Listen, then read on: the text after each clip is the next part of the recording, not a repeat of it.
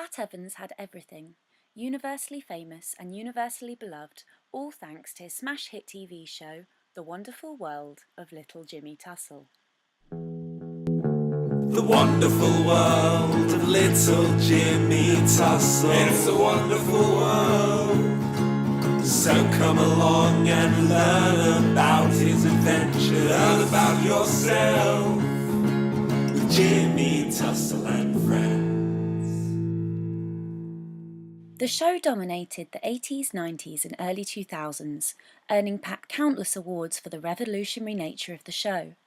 Critics fell in love with the pioneering visual effects that melded Jimmy's wonderful world with Pat's real-life studio.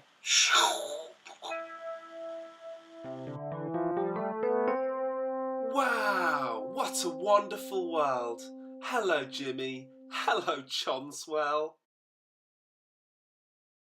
Fans fell in love with Jimmy and Pat's unending friendship. Together, they moulded the cultural landscape of the UK and made some friends in high places along the way. Jimmy and Pat seemed unstoppable for almost 2 decades, but in 2002, their lives span out of control. Accusations came to light that Pat was having an affair with his underage fictional co-star, Little Jimmy Tussle. Although the allegations were later proven to be untrue, the redactions barely made the front pages, and the damage had been done. Pat's TV career was ruined. This is Pat now. Because no TV company will hire him, not even Channel 5, he's taken to podcasting and invited us down to view the recording of this week's podcast in his private studio. But first, we sat down for a quick interview.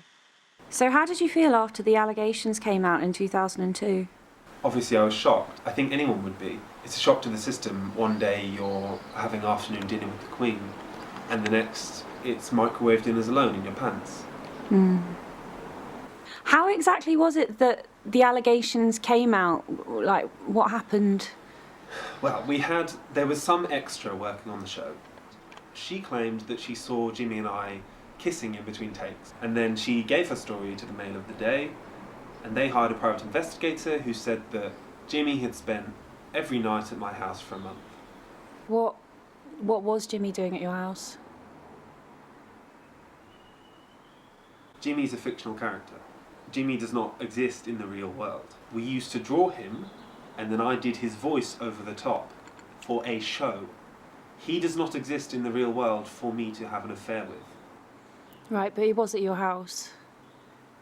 Fucking nonce! Did she say something to you? Yeah, I don't want to say what she said. Yeah, he was a fictional character, all right?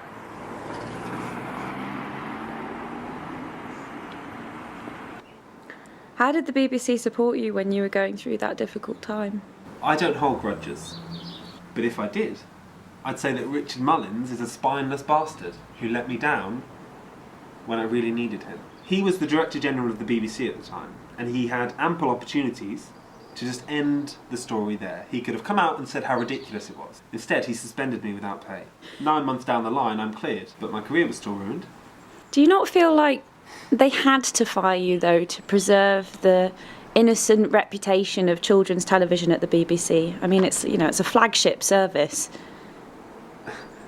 The innocent reputation of children's TV. Let me tell you something about the innocent nature of children's TV, right? Let's look at my contemporaries, okay? Teletubbies. They were all sleeping with each other on and off the set. And Nunu, that little vacuum thing that they had, hoovering up more than dust, I'll tell you that. Horrible crack habit. Rosie and Jim, right?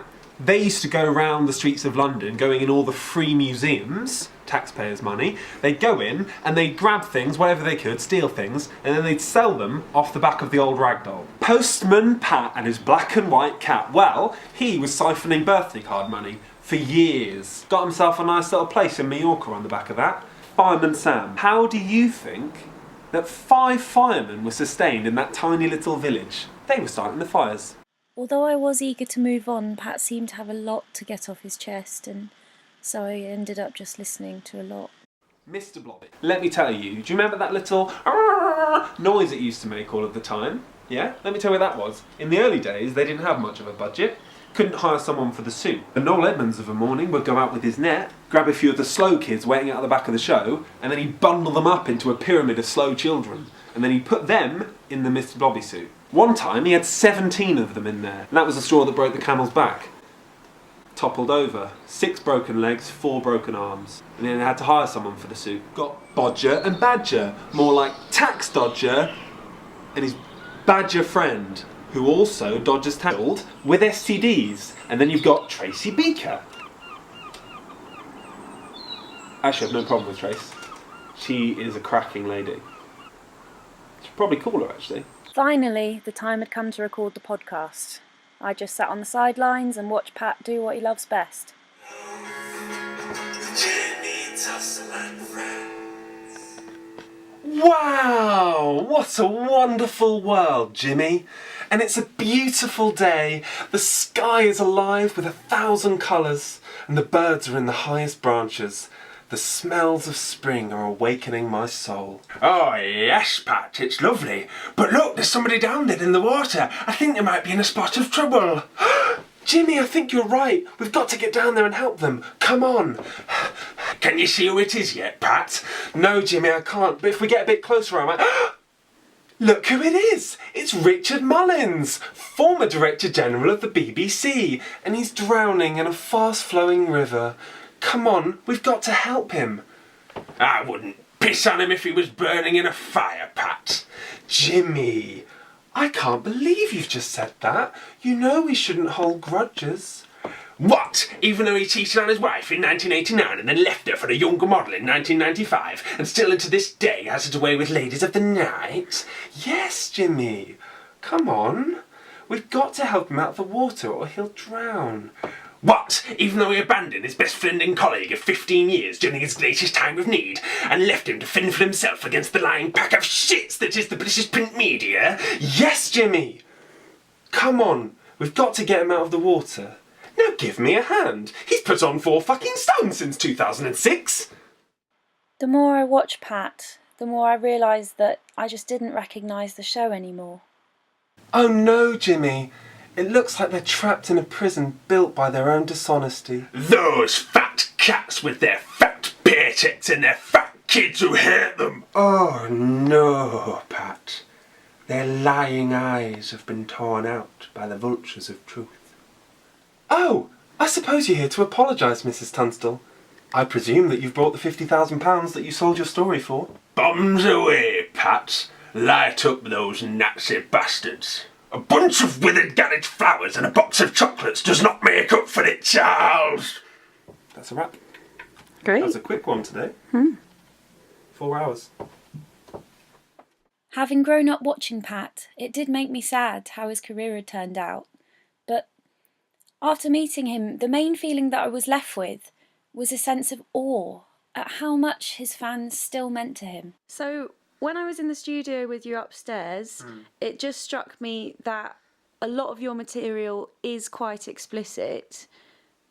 Challenging. Well, I wondered if you'd ever considered making podcasts or programmes just for adults, you know, that focused more on adult content. No. I'm a kids' TV presenter. You're probably used to seeing people like Philip Schofield or Anton Deck or Holly Willoughby, Cat Deeley. People who saw children's TV as a stepping stone in their careers. Richard Bacon, Stephen Mullen. They were drawn in by the bright lights of daytime TV. Fern Cotton. But that's not really who I am, Lizo from Newsround. I think that children's TV and the people who make it can be a force for good in this world. Really change the lives of young people. And who I am is... I'm a Dave Benson Phillip. And I always will be.